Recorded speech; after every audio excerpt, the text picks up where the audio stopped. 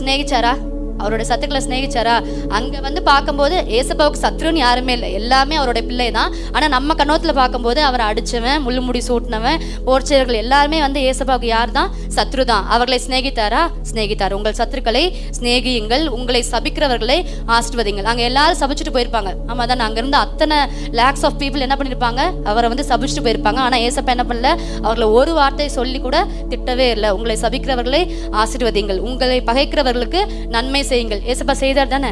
அவர்களை பகைச்சாங்க, ஆனாலும் என்ன பண்ணார்? இவர்களுக்கு மன்னியும் சொல்லி அப்படிப்பட்ட அந்த கொடூரமான மக்களுக்கு நன்மை செய்கிறவரா ஏசப்பா இருந்தாரு. அதே போல உங்களை நிந்திக்கிறவர்களுக்காகவும் உங்களை துன்பப்படுத்துறவர்களுக்காகவும் ஜெபம் பண்ணுங்கள். இந்த வார்த்தை ரொம்ப முக்கியம்.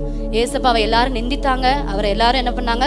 துன்பப்படுத்தினாங்க. ஆனாலும் அப்படிப்பட்ட சூழ்நிலையில சிலுவையில வந்த உடனே முதலாவது ஜெபமாக ஏசப்பா என்ன பண்ணாரு?